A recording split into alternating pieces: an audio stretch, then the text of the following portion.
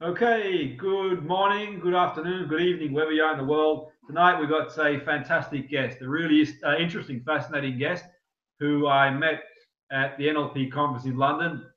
He's got some great ideas.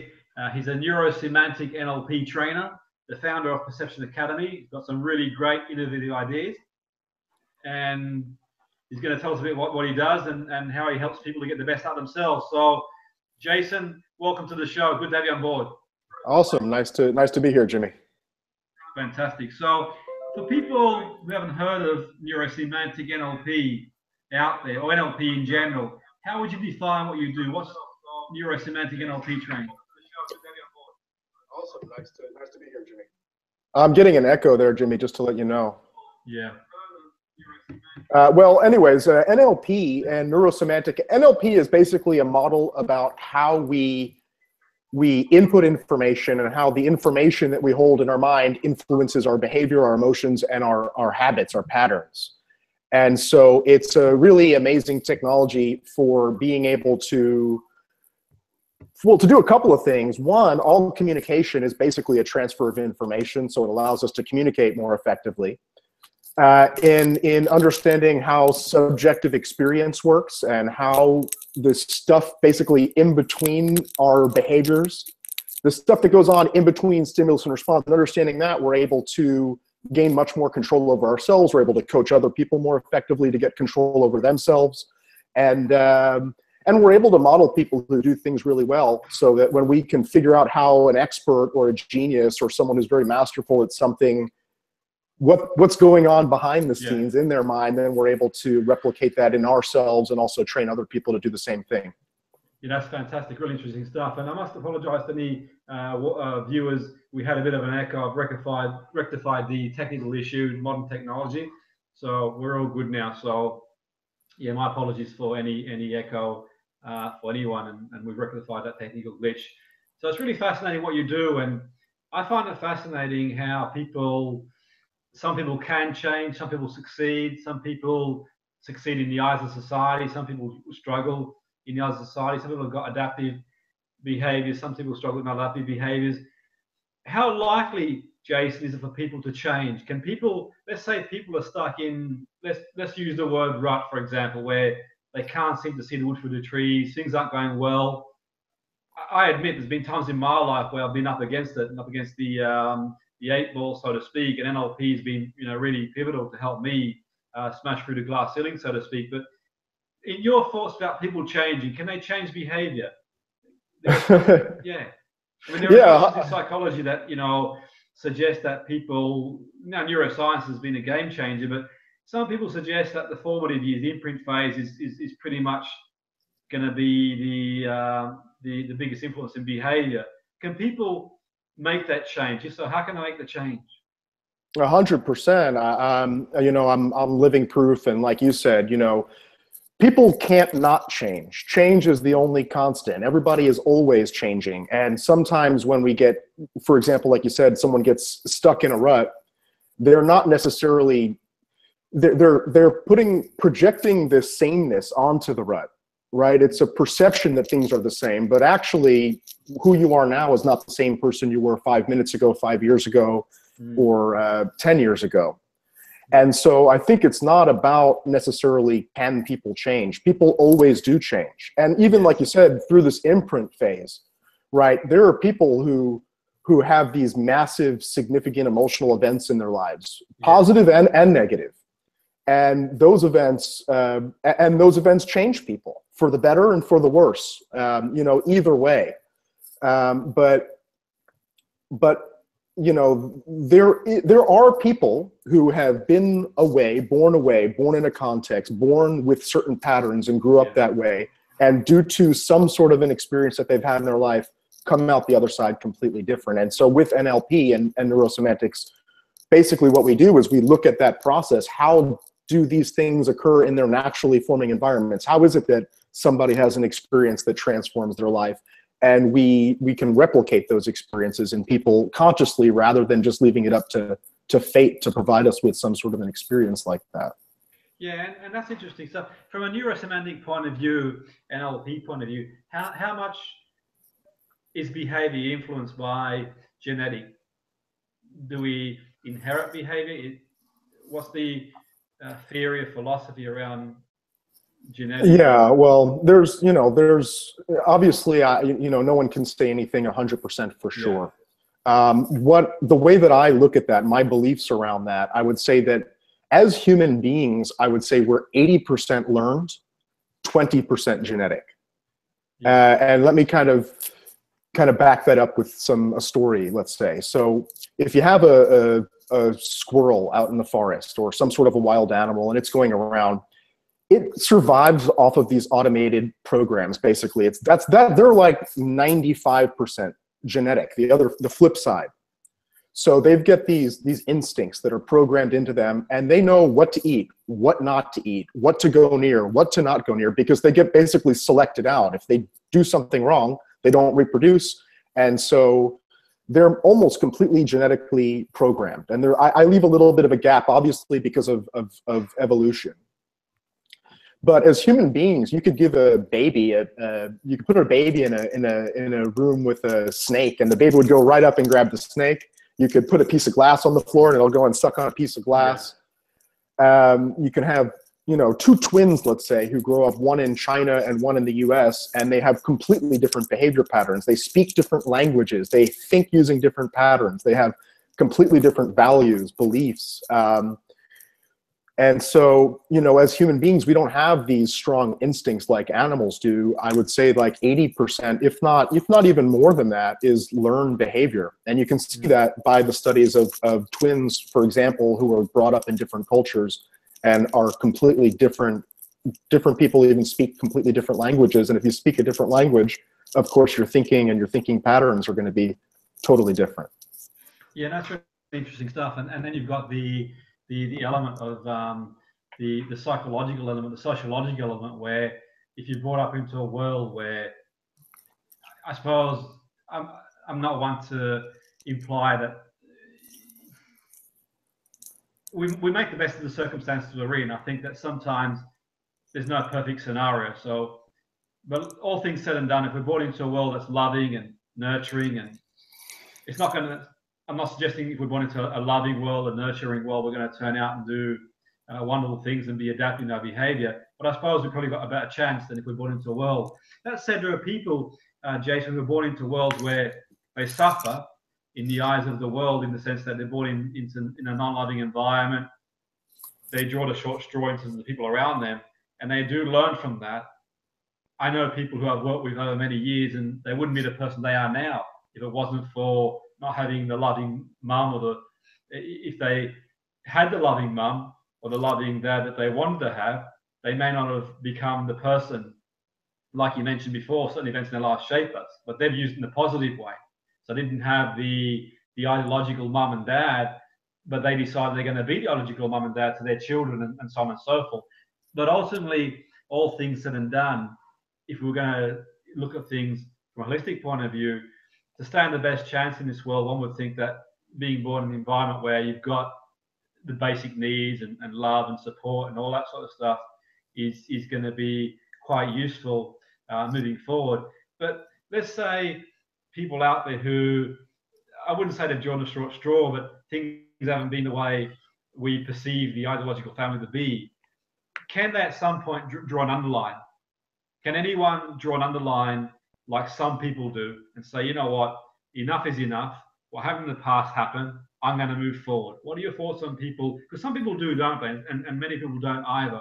Many people get tied to the past and they blame the past. And some of them, I'm not suggesting they haven't got, they've got, I empathize with them. I appreciate that. But ultimately, they're kind of tired. But some people, it's reasons, results, really. So what are your thoughts in terms of people who don't have the most fortunate upbringing? Can they draw an underline and start moving forward? Well, again, of course they can. I don't think the question is whether they can or they can. It's whether they will or they won't, or whether, they'll set up their circumstances in a way to allow themselves to do that. And for me, that's kind of like it's the natural maturation process of a developmental pathway of human beings, right? All human beings, when we're born, we're 100% dependent on those people around us, the environment around us to provide us. Yeah. So in terms of like NLP meta programs, you know, thinking patterns, you know, in terms of being dependent, independent, and then interdependent on that pathway, we all start here. We all start completely dependent. And so ideally, as developmental beings who learn and grow and mature, ideally we're going to be moving along this continuum to being independent. And, you know, that's kind of like this stage of figuring out, who am I? How do I fit into the world? And then ultimately moving on to going, okay, now that I know who I am and I have my needs met, you know, how can I give back and contribute to the world now that my cup is full? Mm-hmm. But bringing that back to your question, you know, I think that's a really good point, and I think that's a really important moment in the person's life when they cross over that line from being that dependent, you know, everything blaming, you know, external locus of control, and crossing that line over to taking responsibility for their own thoughts, their own feelings, their own behaviors. Yes. And again, I'm not saying that's not necessarily you know, something for babies. People go through that in their 20s, 30s, 40s, 50s. Some people never cross that line. Mm-hmm. And so no matter where somebody is in their life, it doesn't matter if you're 85, 95 years old, 55 years old, 25 years old, or anywhere. That's a line that when you make that decision to take responsibility for, you know, the way I'm thinking, that's mine. I had a client, for example, the other day, and we were playing. It was almost comical at a point, because he's giving me this belief. I forget exactly what the belief was. It doesn't really matter. It was unresourceful, and I'm going, okay, well, whose belief is that? My dad's. Mm-hmm. Yes. So I'm going, okay, that's your dad's belief? That's pretty cool. Like, that's awesome. Your dad's beliefs are in you? Whose beliefs are in your dad? Well, my dad's beliefs, my grandfather's beliefs are in my dad. Yes. Oh, okay. And so when you have a child, whose beliefs are going to be in them? Oh, my beliefs are going to be in my child, he tells me. So I'm fascinated. I'm going, that's pretty cool, because in my model of the world, my dad has my dad's beliefs. I have my beliefs. My child will have my child's beliefs. So I'm like, that's, you know, that NLP mindset of like fascination. Like, that's so cool. How do you do that? How do you have your dad's? Your family must skip a generation, like mine. So, anyways, and I was kind of teasing and probing and prodding until it came to the point where he basically took ownership and said, you know, he had a realization. Okay, you know, I guess these are at some point I have to take responsibility for my beliefs or any of my stuff inside, and go, okay, that's mine. What am I going to do with that now? Mm-hmm. And I think that's a pivotal moment in human development, when we switch from this blaming external locus of control to this responsibility internal. Yeah, exactly. So that's really interesting stuff. And beliefs are an area that people, whenever I run seminar courses and I ask people, what outcome do you want to gain from the course or seminar, and I was running a seminar the other night, and a gentleman said he'd like to explore beliefs. And I said, well, what do you want to explore about beliefs?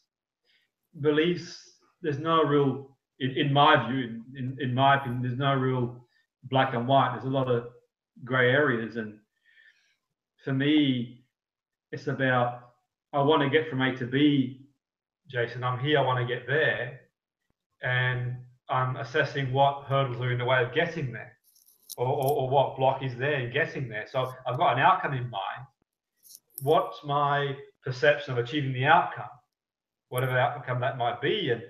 And you've got fact, you've got opinion. As far as we know, fact. And I could measure this room, and with a tape measure, and I could say, here we go, it's come back as 10 meters, Jason. And that would be fact as far as we know the way geometry works in the world today. Some might change it in years to come, but I can say it's a long way. And you might say, well, it's not a long way. And someone else who's got a medical condition might say, it is a long way. So sort of that fact opinion. Now, what I find fascinating where belief is concerned is that I wonder subconsciously because we've got beliefs about ourselves, the world, others, beliefs about money, beliefs about relationships, and we can get up in the morning and behind the behavior is a belief, but I can get up tomorrow morning and go for something. I can decide I'm going to attempt to run around the lake in a record time. A bit like, say, the 4-minute mile. Everyone believed you couldn't do it. Roger Bannister did do it, and their science said you couldn't do it, which goes to show, but he did do it now. A high school person could generally do it. So I could say to myself, I'm going to do it today, and I could set myself a physiological target that is beyond anything I've done before, and I can go out there and give it a go, and I can give it a go for the next 10 days, 20 days, 3 months, and not achieve that.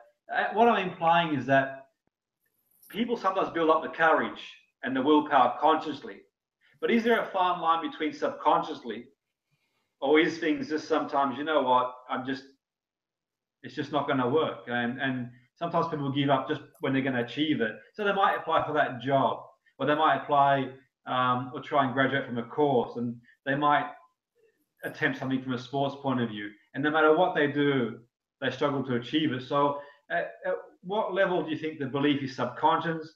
At what level do you believe what level do you think the belief is affecting them getting from A to B? How can you explore people's beliefs to say, okay, here it is, and then what can you do about it to remove it? Or even sometimes, is there a case where you accept you are where you are and we do something different? I know it's sort of throwing it out there. Yeah, there's a lot in there. There's a lot in there. But they're really good and valid questions in terms of exploring human psychology and how we work. And so what I'll say about that is, number one, the way that I look at beliefs in terms of two continuums. So I look at beliefs in terms of, is it resourceful or not? So at the top, we've got resourceful. At the bottom, I've got unresourceful. And then the other question is it accurate or not? So here is inaccurate and here is accurate. Yes. And so now I've got this grid, right? With, down here, I've got unresourceful, inaccurate, resourceful, inaccurate, accurate, but accurate, but unresourceful, and then resourceful and accurate. And so the way that I work with people and the way that I train people is to kind of classify beliefs in that sort of way. And so I would prefer that someone has a resourceful and yet inaccurate belief. Yes. Than an unresourceful and inaccurate belief. Yes. Does that make sense? Yeah, So for sure. if the person's like, I can run a 3-minute mile tomorrow, right? That's a belief. It's better than I'll never be able to run a 4-minute mile. Yes. Right? Yeah, I think you get a better chance of achieving it. Yeah, because that'll motivate him to keep on going. But then the reality will kick in. It's like, is this accurate or inaccurate? I don't like true or not true. Beliefs aren't true. They're just models of the world. So they're not true or false. There's certain degrees of accuracy and inaccuracy, right? There's no way to know, but I can guess and I can set an outcome for myself. So ideally, what people are doing is they're slowly shifting up into this top quadrant of taking their resourceful beliefs, taking their unresourceful beliefs, making them resourceful, and then taking their resourceful beliefs and making them accurate.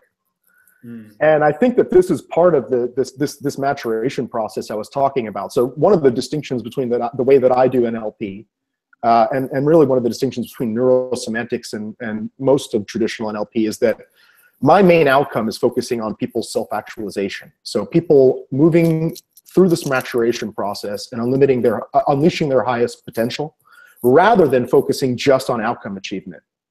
Because sometimes people set outcomes for themselves. Like I had a client a couple of months back, a woman, and her outcome that she wanted more than anything was to get married and to have a family. A middle-aged woman. And so one of the interesting things, obviously with NLP, we know that that's not it's not in her power to control that. There are certain things that are in her power to make that more well-formed. But my point here is that was not necessarily what was aligned with her highest and best. That's what she wanted, but it wasn't what she really needed to move along this pathway up until becoming more whole in herself, to be able to be more secure and to meet her lower needs, then to be ready for that.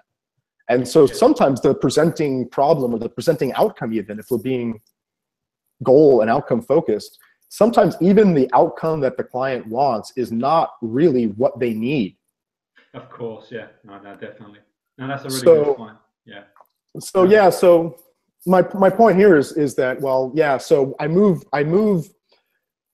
tend to move beliefs from unresourceful to resourceful, then from resourceful over towards being more accurate. And when being accurate is about being truthful, being honest with yourself. And I think that's where some of the NLP also, I was led down a pathway in my journey of mastering NLP that took me kind of down some icky paths. Because what I was told is that you can make anything possible and anything can be true, and you can change and have a happy childhood and just completely make beliefs disappear and replace them with, or experiences and memories disappear and replace them with better memories and all that kind of stuff. And the more that I grow into the stuff, the more I realize that sure, you can do that, but is that really what you need? Is that really going to make you whole? And what I'm discovering is that it's moving towards more about being honest and being authentic and being accurate in the way that you perceive yourself and the way that you perceive the world and the way that you perceive money. The more accurate that your beliefs are, as long as you keep them resourceful, the better off you're going to be. But a belief, for example, like I'm stuck in a rut and I'm never going to get out of this, is unresourceful, and it's sure as hell inaccurate. It may seem accurate based on the reference experiences that you're pulling up, but look at some other reference experiences, because there's plenty of people, for every person who didn't do it, there's a person who did. Yes, no, for sure. And I think that's a really interesting point you make there, because there are people out there, Jason, that will sort of, beat their chest and say they believe and they believe in themselves and they're going to do it. But the long and short of it is that ultimately, and something somewhere along the line, if they aren't achieving or they're not actualizing the way they want to be, or not achieving the outcomes they want to achieve, there must be something somewhere at some level. Maybe it's implicit, the brain being implicit, and the brain sort of picks up these connections and associations. That could be the case for some people. I once had a client who, it's sort of not related to this, but it has a parallel. She'd get home from work at 6 o'clock in the evening and she'd start to have panic attacks. She couldn't work out why. She'd been to see people before she came to see me for help. And I worked with her, I did some regression with her, and I regressed her back to a time in her life where she was 12-year-old and she got attacked by a dog, and the dog had the same bark as the dog that barked when she got in. And the implicit reaction of the brain association, she'd just withdraw socially, stay indoors and go outside the house. We worked with her. I did some work with her, and she became functional again. She began to adapt it. She'd go out, go to the gym, and you could argue that, people could argue, well, it may or may not have been the case, but the important thing for me and for her was, her goal was to go out after 6 in the evening and not be stuck indoors. And she achieved that. Whether the fact was down to the regression taking her back to the sound of the dog barking next door, which mirrored the dog that bit her as a whatever. Who knows? Who cares if you get what you want anyway? Yeah. But that's the other thing too. But the case I'm making is that some people, they may sort of, yes, I believe and in myself, and I know I can do it. And I've seen many of people in my career, in sport, in business, they'll talk a game and say, yeah, you ask them, do you believe in yourself? You're doing a belief assessment worksheet, and they'll put 5 out of 5 for I can do it, I deserve it.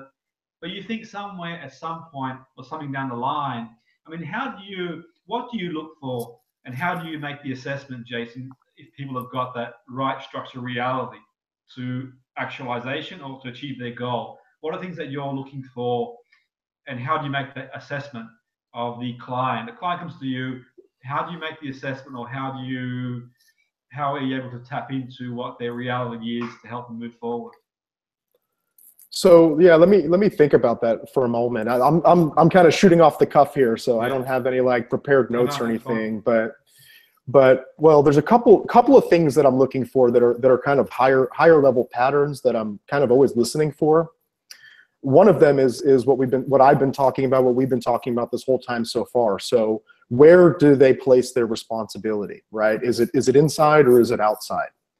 Yeah. And so I know right away that if they're placing the responsibility outside, the she makes me, he makes me, it makes me, I'm not listening. When I hear, he makes me, it makes me, I don't hear, okay, that's a cause-effect statement and this is how that's not what I'm listening for.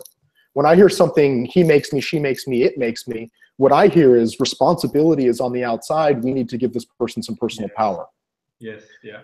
And if they're out of their personal power, and whatever the context is that they're coming to to meet with me to either resolve or achieve, then right away we've got something to work with that I think that's almost universally true across all humans, right? This is like a pattern beyond the pattern.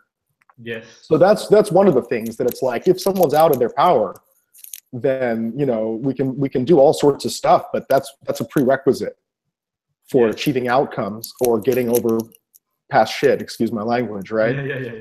Right? So that's one of the things that I'm listening for right away. Other things that I'm listening for are I listen for a lot of meta programs and cognitive distortions. Yes. So I'm listening if this person says, you know, some sort of a linguistic or behavioral indicator that shows me that they've got some sort of driver meta program activated. Yes. Yeah. In that situation, right? So the person goes, I need this, I need that, I need this, and I need that, and we need to do this, and I need to do that. I'm going, all right, this person said the word need like 10 times in the past 3 minutes. I think that they have a necessity meta program, you know, a necessity thinking style. They think about the world in terms of needs, right? Maybe that's something that's holding them back, because they sounds to me like they're stuck there. Now that's really interesting stuff. Yeah, that's fascinating. I find it fascinating because, you know, what you said there is really fascinating, because one of my views is, and one of my beliefs, I think that, well, I believe that people have got pretty similar competence levels, with the exception of, say, certainly people in sport, in business. I mean, there are people in sport who genetically, physically, physiologically, that's not to say that people can't play basketball if they're not a certain height. They can't play rugby, but they can't play American football, as we call it here. But some people defy genetic too. But all things said and done, maybe some people are more adaptive to swimming, some people are more adaptive to sprinting. But as a general rule, I think that it's a much more level playing field that people realize. Many years ago, to illustrate something that you've said there, which is really powerful stuff, and anyone watching and who watches this wants to take note of what you said there, because I remember once I was listening to a press conference. Football in the UK, soccer as they call it in the States, I was listening to a manager speak, and this guy, Jason, he was one of the best footballers in the UK. He'd won European Footballer of the Year twice, I think. He had incredible credentials. He had all the qualifications you could ever imagine, and every credential you could ever imagine. He was loved as a footballer. He'd managed as really charismatic, enigmatic, a real powerful figure. The sort of person, if he was in a dressing room, you'd look at him and think, wow, this guy, great to be around. I watched a game on TV once. I don't know him to comment on him personally, but I watched a game on TV. He was managing England, and they played Germany at the last game at Wembley Stadium. And they'd lost the game, and I think that they didn't qualify, had to go to the next game to try and qualify the World Cup. And I listened to what he said in the press conference on TV, and he goes, I'm not cut out for this level. I, emphasizing I, the emphasis being identity, not cut out for this level. So I thought, wow, this guy strikes a reality. And it sort of told me a lot about, I wouldn't say his past failures as a manager. However, prior to that, he'd never quite achieved that pinnacle, the nearly amount as we use. And I don't want to sort of, like, you know, imply he wasn't successful. He was. He didn't achieve, I would think, what he probably set out to achieve, or other people expected him to achieve in that sense from the credentials he had. But the I am not cut out for this level. His name was Kevin Keegan, and the press conference went along those lines from what I saw on TV. The second guy I'm going to refer to illustrate, you know, people and to sort of back up what you said there and how powerful it is. He was never any professional player of any significant level. It would have been like, say, in the NFL, someone who didn't play NFL but played under college. A good standard, never professional, never graduated in the pro ranks. And he went to uni, studied. He worked as a translator, an interpreter. He never really worked as a frontline coach. He got a breakthrough as a coach, and he did really well as a coach. And I was listening to him talk at a press conference on TV again. Once again, I don't know him personally. I've worked in the media, worked in sport at the highest level in the UK. I don't know any of these guys personally to comment in more detail. I'm only going on what they said. And when he first came to the UK to manage in football, he was at a press conference. I was watching it on TV on one of the cable channels, and they said to him, and they talked to him, This is back in 2003, and he just won a major trophy, a European tournament, one of the biggest trophies you can win in club football. And he referred to himself as being the special one. I am the special one. And that came across as being arrogant to some people, and so on and so forth. But he genuinely believes. Now, if you get two CVs that come in, if anyone's blatantly honest, and the second one's Jose Mourinho, the most successful manager in the modern game, or at least one of them anyway, two CVs, you look at one CV, the guy's won European Football of the Year twice. That doesn't say good football is going to make a good manager, because that's not always the case, but the qualifications equally, if not even more. So, when you think belief, and I was driving to do a radio show once for a broadcast in the UK called Talk Sport. I've been interviewed by the radio over here. And while I was driving, I was listening to whoever was on before me. And there was a player that played for Chelsea when Mourinho was there. And they said, what does he do different than anybody else? I'm listening because I was going to go on the radio myself. And I thought, better not what's going on before I go on there. And he goes, I can't really put my finger on it. And then he said, because he believes in you so much, he brings the best out of you. So the player reference. So what I'm referring to is like, if the coach or the person around you really believes in themselves, it has a knock-on effect to everybody else as well as. And I think from an individual point of view, I think it's important. And it's sort of the grey area, the chicken or the egg. At what point does Mourinho believe he can become this great manager? And at what point does someone like Keegan believe that? And how many people in business underachieve in life, underachieve, not because they're not competent, not because they're not capable, and they may even be confident, but there must be something on some level that affects their behavior, their decisions, their tactic, what they do, their execution. But also, I think from the point of view of getting a bit airy-fairy, wishy-washy, just the vibration, energy. And for some people, it's probably a little bit of a stretch when I talk about energy.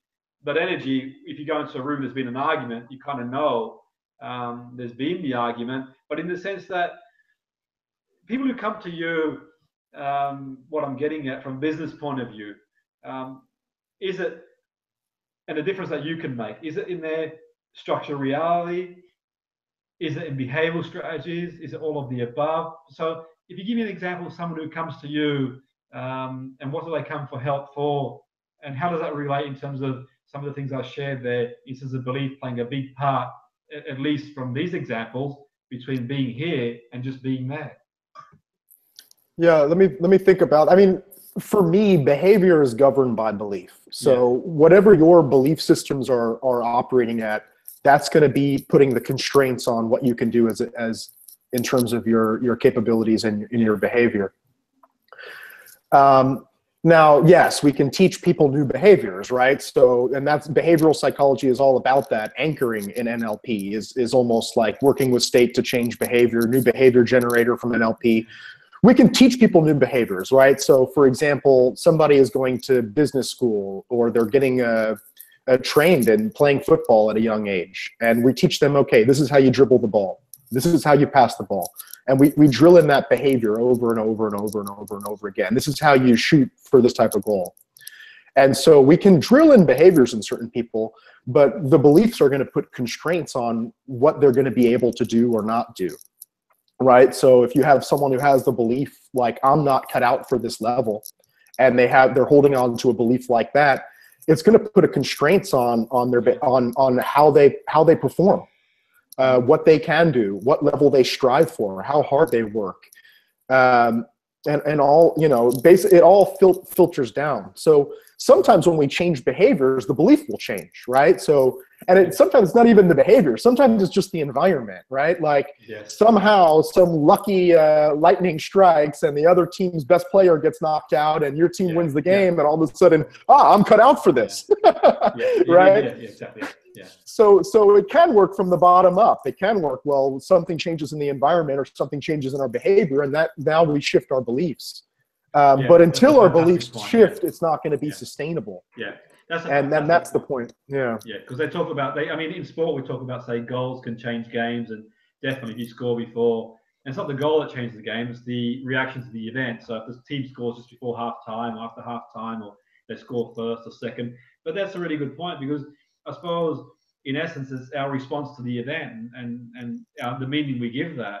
What meaning do we give the situation, and where, and how are we making that judgment that we are cut out or not cut out?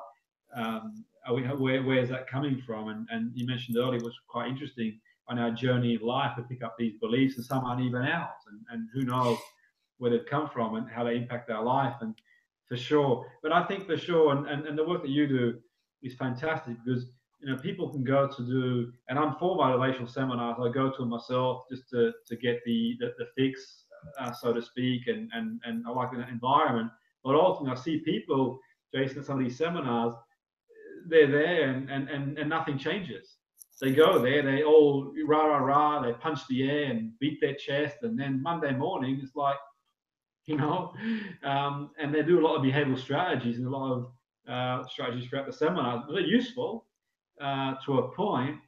The only issue is that Monday morning they're back to baseline. So how important do you think it is to give people work to do on themselves, work to do on their beliefs? And I know, and I'm aware that, because people have got different time frames. People ask me, how long does it take to change a belief? Some people say 20 days and 100 days. And I always say to people, well, you know what?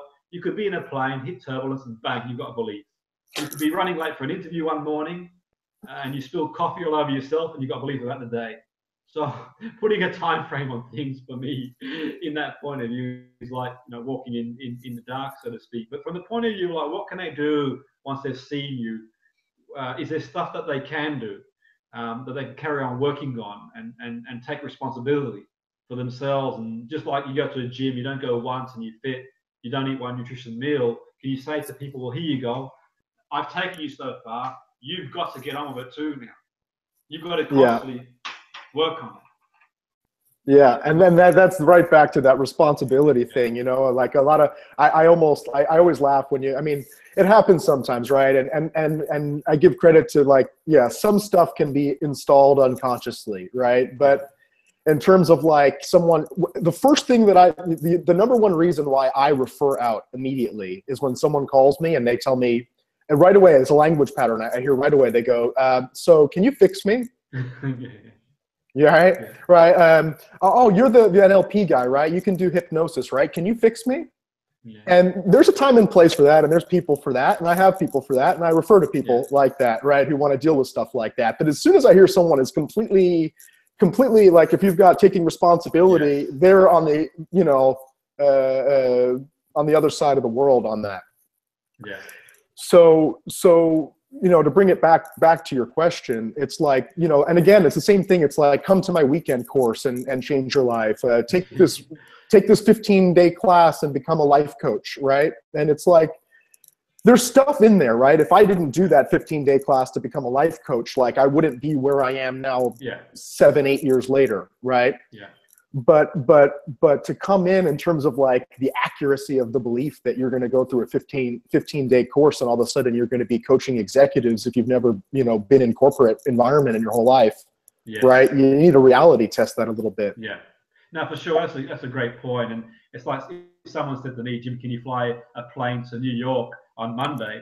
I'd say no, because I'm not a pilot. You wouldn't want me flying it. They're thinking neurosurgery on someone's brain next week. I'd say no. It's not a question of competence. It's a question of, I'm not trained to do that. Someone said, you do a lecture on biomechanics, on social psychology, on NLP. Yeah, definitely. I'm up for it. So I think there's a sort of fine line. But I truly believe that, this is my belief, that people do have, for the most part, the competence. I just think that, and I don't want to sort of, get all contentious and I don't want to get political, and schools do a great job. I just think that the academic system is a bit old now and a bit outdated, and in a way sometimes the focus is so much on what we don't do well. I think eventually people it instills into their mind, they leave academia, and I'm for academia. I'm a lifelong learner. I still study now and will carry on studying academic as well as experientially. But I think sometimes, you go for a system that tells you got 5 out of 10 wrong. You focus on the 5 out of 10 wrong, and you don't focus on the 5 you got right, and you got 5 right, you get 6 right, eventually it's going to have an impact on people's mind. I think sometimes some of these patterns that people run, old habits die hard in the sense that they carry it on wherever they go. And you think, well, you know what, you've got the capability, you overcome challenges in the past, you've overcome things in the past, you've learned other things in the past, and you can learn this. And they put that sort of barrier there. I could never do that. I couldn't write that book. I couldn't do this. I couldn't do that. Well, you'll never know unless you give it a go. And you have a go, and if things don't go the way you want them to go, it's actualization. I'm sure that you're not, and certainly I'm not, in a lot of areas of my life where I designed it to be at a certain point, but I'm grateful for it because I wouldn't be where I am now. And I'm sure in the future I'm going to set goals and I won't get there, or I won't get to where I wanted to go, at least consciously, but I'll go to a better place. So actualization for me is imperative, because people have got to be philosophical about things. Okay, I might not run that time at the lake, but in having a go, I'm going to improve so many other things, and I'm going to learn stuff that I can teach other people experientially as well. So I think that's key, and I think that your philosophy, Jason, on the external attribution and internal attribution, using sort of my words there, is that when I first started working in corporate sector about 15 years ago, I was the person who, like you mentioned there, well, I had a lot of experience in sport, in my field, in physiology, and I had a lot of experience in NLP and hypnosis. I didn't have a great deal of experience in corporation, but they hired me and they knew that. And I had enough to know enough for what they wanted me to do. And they said to me, I said, what do you want me to improve? Because I don't know what you want me to improve. I was very outcome focused. They said, well, if you can improve these, then you've done your job. And I said, what are them? And the guy goes, they're called KPIs. I said, well, what's a KPI? I didn't say to him out loud because I didn't want him to know. I didn't know what it was. But I took it home, and all night I studied the KPI, and I thought, wow, these are what we call external attribution. Like in sport, NFL, in football, in baseball, you've got a league table, which is useful to know where you are. The only thing is to focus on the league table and the external factors. I can't control the weather. I can't control the referee.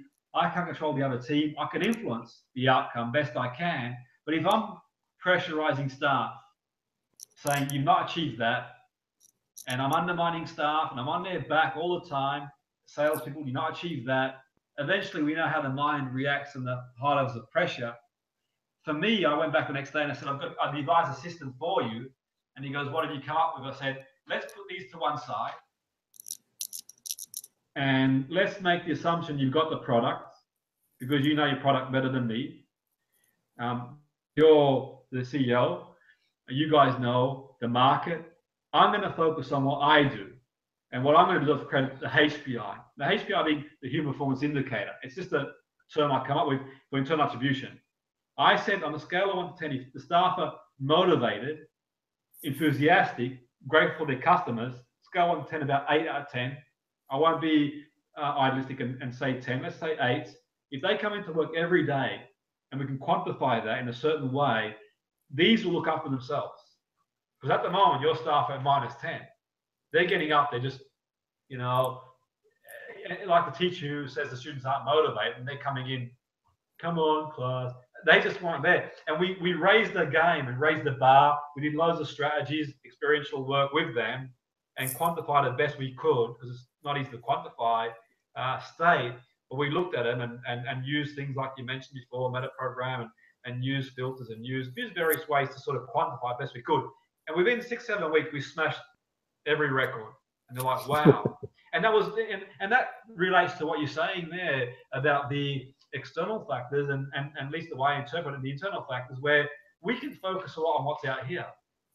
And there is some use in that, because I might see a different trainer, I might see a different coach, I might see a different therapist, and I might think, okay, I might look at my mentor, or one of my mentors who's got a vast amount of experience, who trained one of the greatest therapists of all time, and look at him and think, okay, he's in his 60s now, if not a little bit older than that, and think this is where I am. And now I can benchmark myself in improving. I may improve beyond what he did. I may not improve where he is, but I can be the best I can be. But ultimately, in the end, if I'm focusing purely on him, I'm not focusing on me. And I think what you say there is key. And I'm sort of, throwing these questions out there. And this is a natural interview.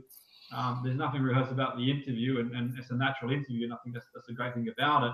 But in your mind, what can people do to take the ownership, to look within, to improve self, to be introspective? Are there things they can do, or is that just experiential, or in your infinite wisdom? Yeah. Yeah. Let me think about that for a moment. Yeah. I've never actually put language to it in that way before. So let me do the best I can today. So one of the things that's super valuable, and even this is early, NLP practitioner type of stuff, is to develop state awareness.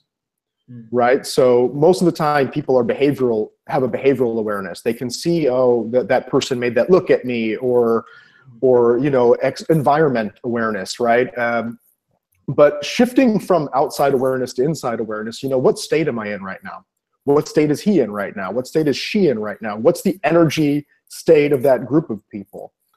And that's like a good first step to shifting from external awareness to internal awareness, because all behavior is governed by state. And if we can change someone's state, then their behavior will change. It's like when you're totally pissed off, angry, you're a completely different person than when you fall in love. And so, because when you're in a different state, you have access to different behavior. So the first thing I think to build up introspection is just to start to become aware of your states. And then also, and there's some components in there, right? So, first thing would be starting to become aware of your states. Then it's starting to become aware of your internal representations. I think a lot of NLP pushes that on people. Obviously, if you go to a 1-week seminar, a 3-day seminar, a 2-week seminar, you have to get everything in a short period of time. But I think a large portion of the people who go through those, when you do, in my experience, my trainees, when you do submodality stuff, they just don't, 50-50 whether or not they're going to be able to see their own internal stuff. And even if they can see it, it's going to be, even less percentage if they're going to be able to really know any submodalities. Like they'll be, I don't know. A lot of times you just get this kind of, so anyways, and that's just stuff that takes practice. Seeing your own, it took me years before I was able to see my internal representations, my own internal visualizations and stuff. For me, it was operating unconsciously. And for someone who's highly visual, like what I'm saying right now is going to sound completely foreign. And you might be thinking to yourself, really? Like, I didn't know people were like that. I thought everybody had these rich visions. And for the people who were like I was, they're thinking, wait a minute, people can actually see them rich and clear and multi-frames. And, and yes, there are people who can do that. And it's a skill, just like dribbling a football. That you need to flex that muscle and practice that muscle of shifting your awareness in that direction. If you're going through school and the teacher's telling you, here's what you did wrong, here's what you did wrong, here's what you did wrong, and your awareness keeps on going for looking for what you did wrong, that muscle is going to be really strong. And the other muscle of looking for what's right is going to need some practice, some development.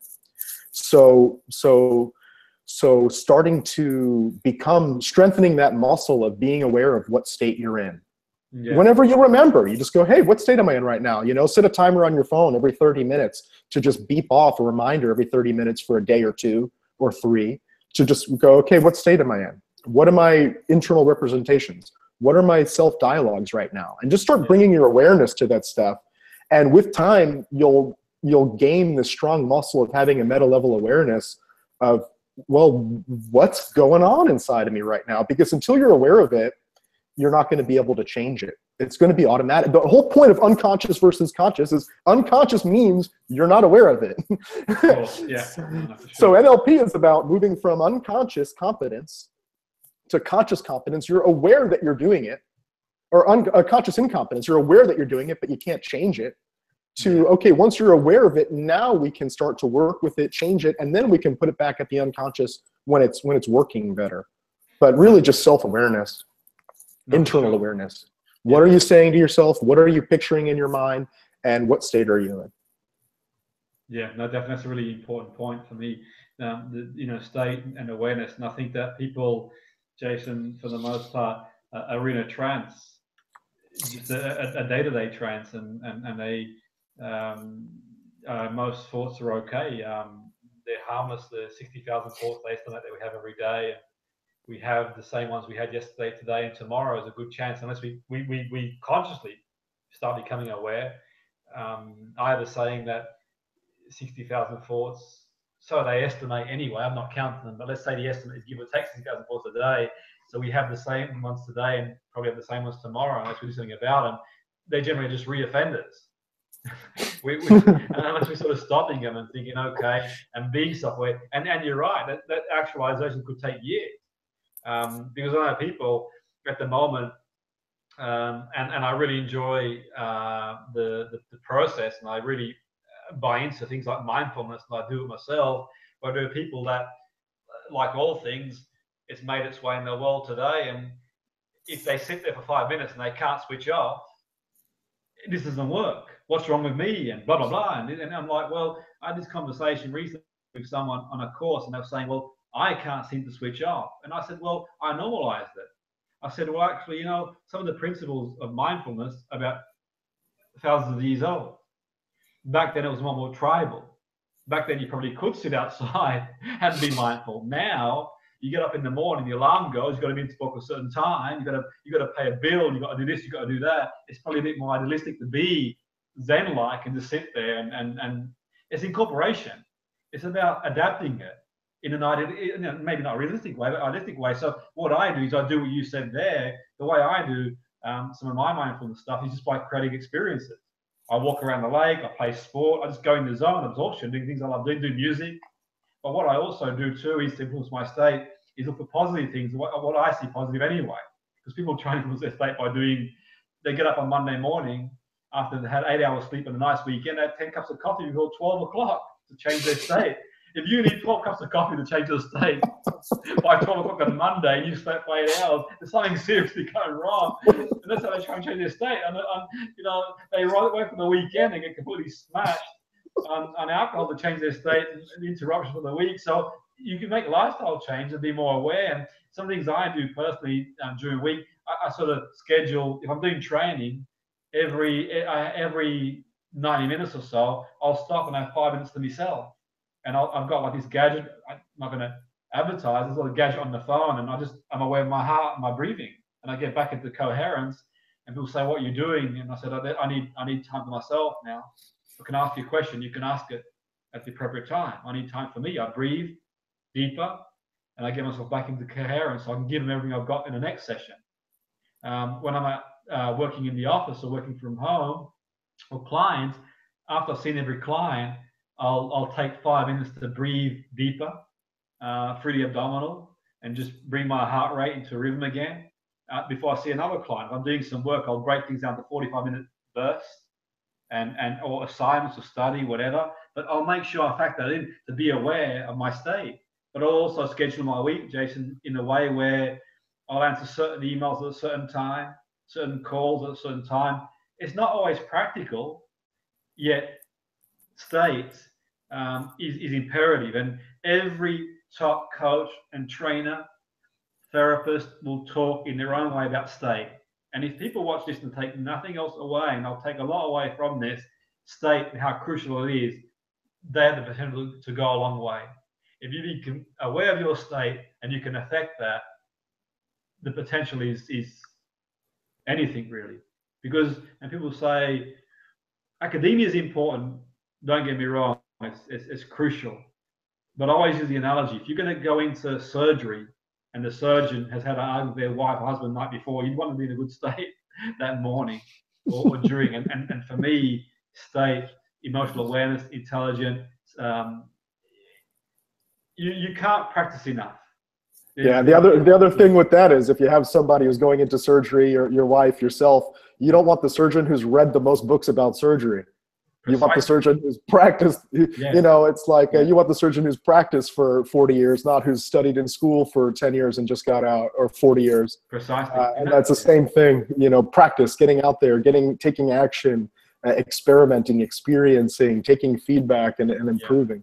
That's a great point, and we've got a tennis tournament at the moment in London, Wimbledon. There's I assure you now, no tennis player will win this tournament based on reading a book. It's for ease of practice and fine tuning. And there is a place for didactic. There is a place for reading and learning as well. I'm sure of it, and I like to read and learn too. There is a place for going forward, and that's sort of drawing towards the end of the interview, being kind enough to join us. A couple of things I'd like to ask you, which is on the theme of practice, is really important for me. At least in my experience, I mean, I sort of set up a group where I have people come along every other month who've done NLP or hypnotherapy or anything that I teach them in to practice. Because I find, at least in my opinion, I don't know what it's like where you are, but sometimes people do a course and the course is only useful if you use it. Those trainers are only useful if you wear them. The car's only useful if you drive it. And I always invite people to come along and utilize the skills. And I find that people will do an NLP course, and not always, but there are people out there that'll just, it'll it was great for the week, and that's fine if that's what they want out of it, and that's their core, what they do. But ultimately, how important is it, Jason, they sort of carry on practicing the skills that they've learned to master them and get better at them? Yeah, it's all the same thing. It's you know, if you don't use it, you lose it, and the more you use it, the stronger those muscles gets. I mean, when I first graduated from my practitioner training, my first practitioner training, you know, I made a list in my manual of just all the skills that I want to practice, and it was like something real small stuff. It was like, you know, not matching and mirroring. It was like, let's just match somebody's breathing today. You know, it wasn't like calibration. It was like, let's pay attention to pupil size today. And I'm not saying that everybody has to go down to that level of detail, right? It's a personal preference. It's where are you? Where do you want to be? Yeah. And what do you need to do in between to get to where you want to be? But mastering NLP to me is like, it's like mastering yourself, right? Yeah. This is a lifelong activity for me. And I think that, I mean, I think that everybody should be working towards becoming better versions of themselves. Yeah. There's a quote from Abraham Maslow, the father of self-actualization psychology, that says, I'm gonna screw this up now. It says something like, if you set out to be less than you're capable of being, then prepare to be deeply unhappy for the rest of your life. Yeah. And it's this kind of super away from motivation, but it's like, if you've got a certain amount of potential and you're purposefully aiming for less, then I can already tell what kind of states you're going to be activating in your life. Yes. So in terms of practice, like for me, it's like you are practicing, right? I don't care whether or not you have the book, you're practicing NLP. Are you practicing it for good, or are you practicing it for bad? You're practicing it consciously, or are you practicing it unconsciously? So why not take some of the conscious stuff that's mucking you up along the way, bring it to consciousness, and use NLP to actually do some good with yourself, take some conscious control over yourself, your life, your communications, your relationships, your finances, your whole entire life, and really just your state, right? And your overall fulfillment. It's like, it's a no-brainer. Like that's a cool distinction there. It's like everybody is always practicing NLP all the time. Yeah. Cool, it's like, are you gonna, how's that working out for you is the question.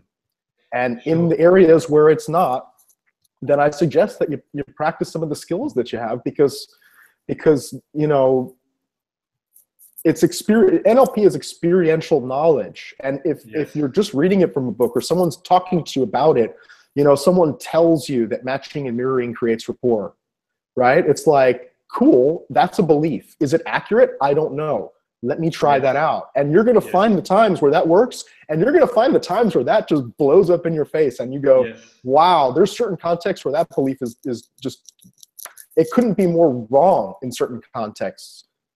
So it's through this, you know, NLP, the way I look at learning NLP is it teaches you that, you know, the 80-20 rule.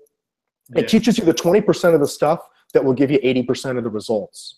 Yes, yeah. But you know, it'll get you 80% of the way along the road to self-mastery, to communication mastery, to coaching mastery. You'll get that really quick.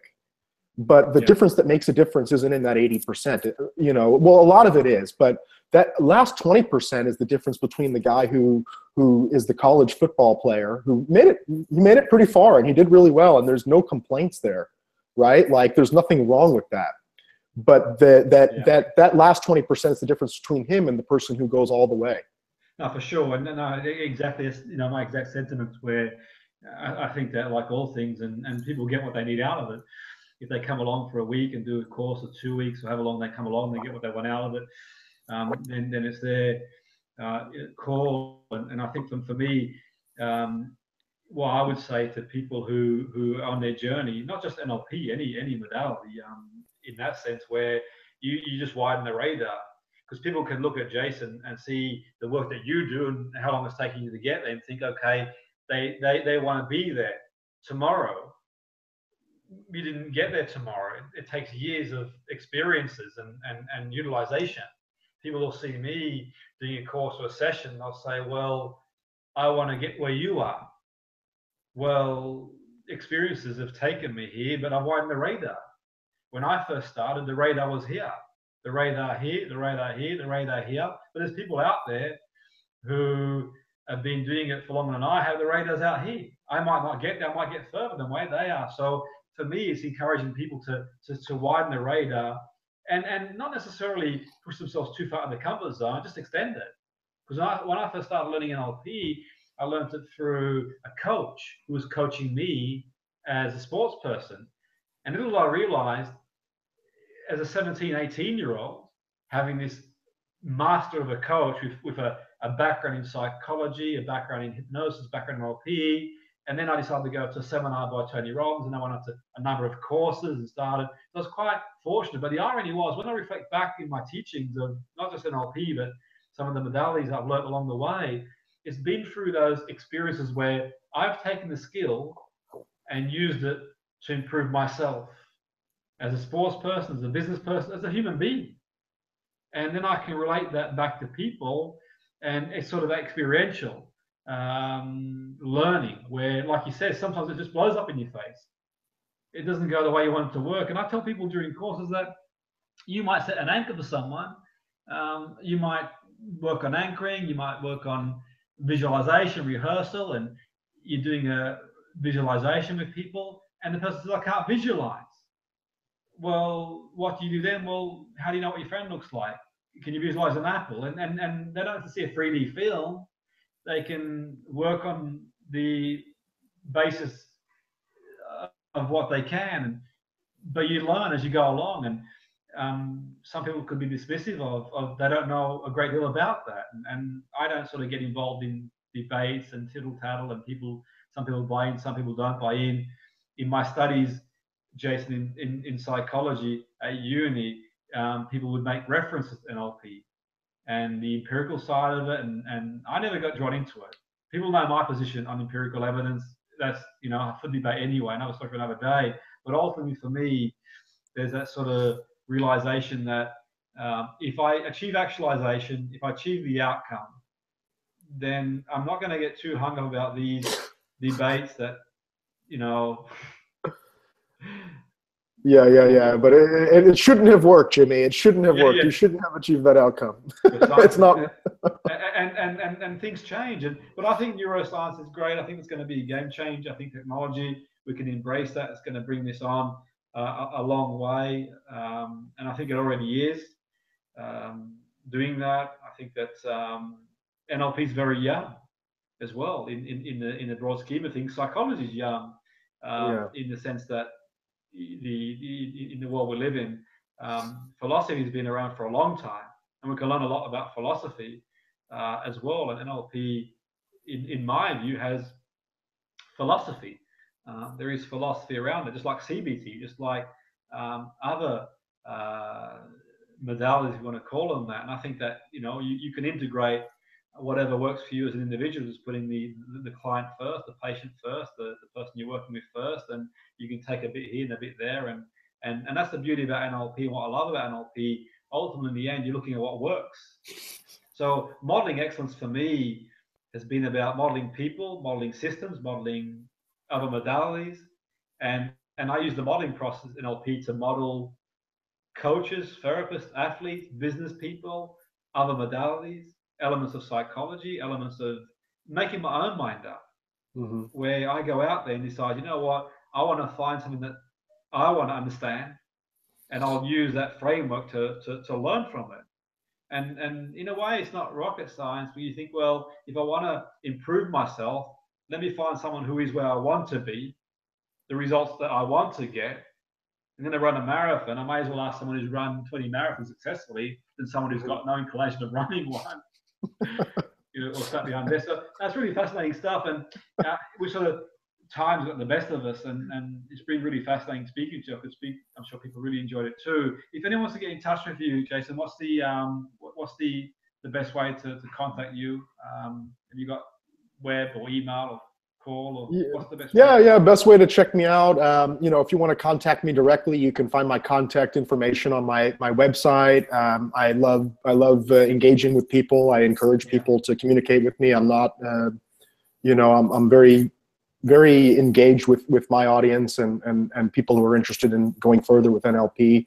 But my website is perceptionacademy.com.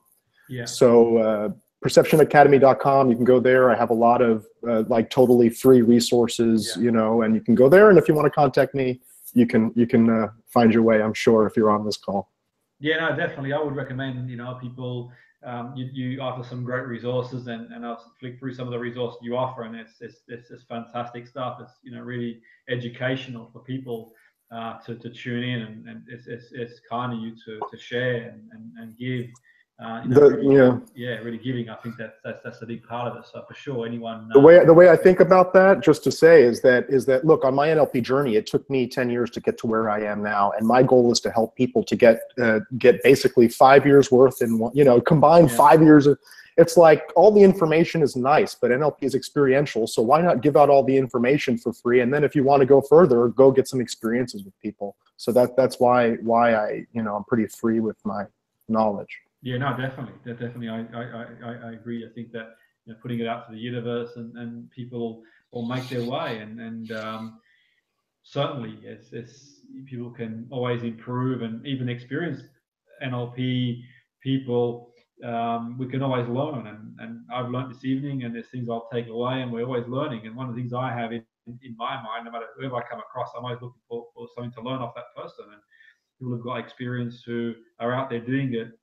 Having the open mind. No one's got all the answers, all the world's problem. We can live by a set of assumptions. We may as well live by a set of assumptions that are useful to making life an enjoyable journey, because this is all we've got. This is it. Let's make the most of it, and live by a framework of assumptions that give us a more productive and active life. But thanks again, Jason. I really appreciate you coming on board. You've been fantastic. I'm sure we'll have you on board again at some point again. If I don't see you before at a conference or seminar somewhere in the world anyway. Thanks for that, Jason. Yeah, thank you, Jimmy. Yeah, thanks.